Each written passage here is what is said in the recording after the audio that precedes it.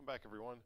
I'm Nathan again with Citizen Nerd, and today we're going to actually look at the XW-P1 synthesizer. This is one of my favorites to program. A lot of reviews have already been done with this synthesizer before, so we're actually going to do something that's I have actually not found a video on a quick search anyway. Is how to actually make a sound, which is called a patch in synthesizer lingo, on the XW-P1 itself. So we're going to make a hex layer patch, and we're going to make a solo synth patch, so then you can actually have some more fun with this using the software itself. Most people might show you a little bit of stuff how to do with the front of this thing. I'm actually going to do it with the software, because the software itself is actually quite amazing. I love it. It's simple. You can make something like that and have it ready to go within like 5 minutes. You've got a beautiful sound, especially in the hex layer mode. It's awesome. So we'll go ahead into creating a patch using the software. So first of all, we're going to go into, from performance mode, into hex layer, and then you get all these I've actually created. So we're going to go into a blank one.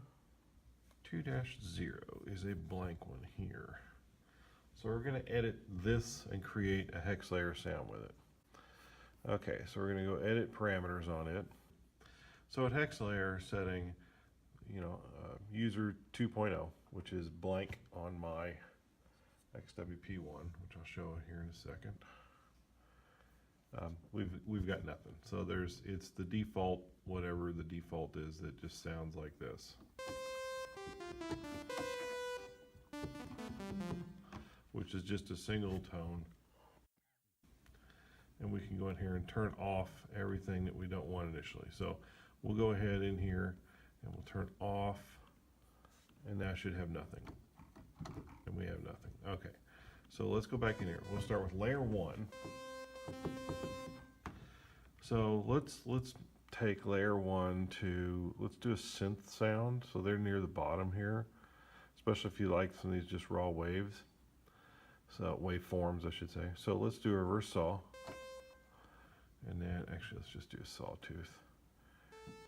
And then let's set the volume for 0.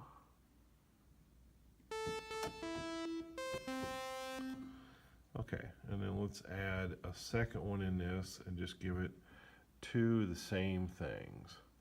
So this one was SY sawtooth, so we'll go down here to SY sawtooth.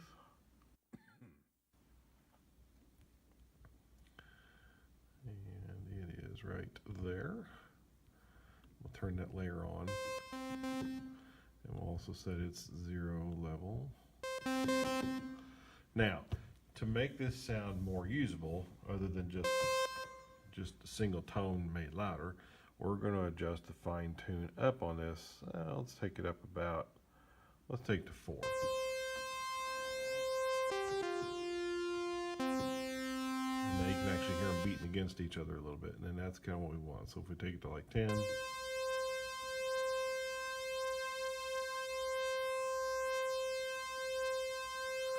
let's try 5. I'll show you what I've got here set up. So you can do, okay, so that's actually just set up as 2 sawtooth waves, slightly bent apart. Now keep in mind, if that's what you're wanting as a sound, we made that in what? Minute? So let's go ahead and let's actually adjust the cutoff of this. So let's cut it back a little bit to about -10 on both of these. So I'll show you what it does. We'll go back to one of these. We'll turn off that layer.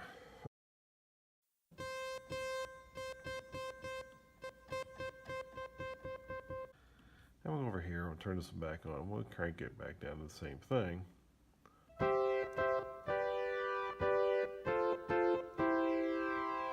Okay, and that's a simple way to make this. Now, if we want to adjust the attack time so it's, let me do this with 1 again because it's just easier to show. So if we want this to be slower coming up, we may want to go in here and go.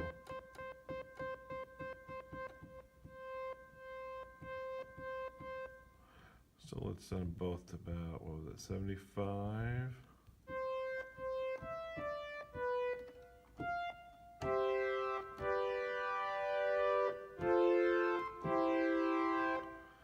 Okay, Let's add a piano to this. Let's good grand piano. So gotta set it up also.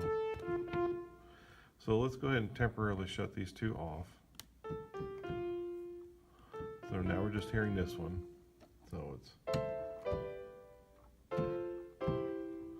So let's turn that one off for temporarily here. Let's add another same basic thing. We're gonna set it panned all the way to negative, and this one all the way positive. So you get this. We've got these pretty well where we want them. So let's get those two, and let's add back in the synth layers. So, but let's cut those back. So we want the synth to have a little bit less bite to it. So let's cut that back to about -12 on each of those, and then or ish, and then we will do. Let's do a little bit of release time.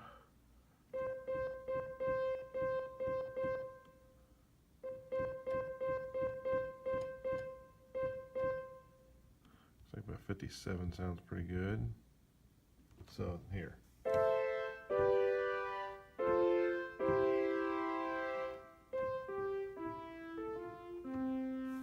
Now one thing, if you notice, the way the attack time and decay times work on this, or attack time and release time work on this, you could actually quite easily go in here and say, I wanted layer 1 to come up first, then layer 2 to fade in, layer 3 to fade in, while layer 1's fading out, layer 4's fading in, and you could have transitional sounds like that, and quite easily actually. So if we now go into another layer, let's add a pad.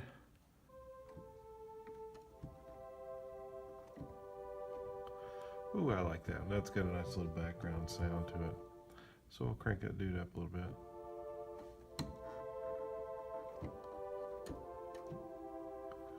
So we'll do an A here, and we'll do a soft pad, which you go real quick to these. We'll do a B here. So let's turn that one off, turn this one back on, crank this up to 0 so we can hear it. Turn it on. So now we'll go back and turn these on. But I want to do something here. I want to bend these apart a little bit. So we'll go in here and we'll crank the fine tune up just a little bit.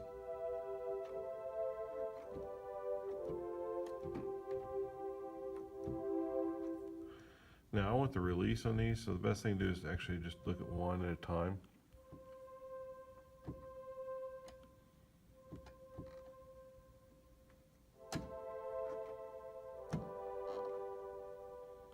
A little much, let's try more like 10.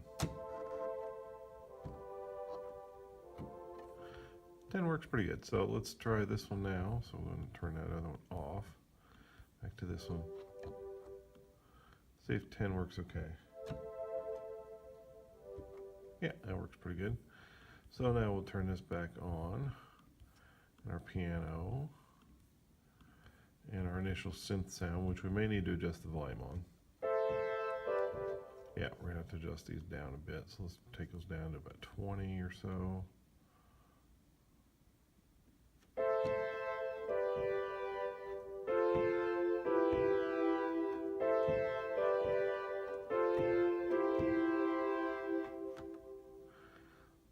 Now, we basically just created a whole sound, so we should title this. We'll call it YouTube 1. We'll save that. Notice it's now saying YouTube 1, and we've got our sound.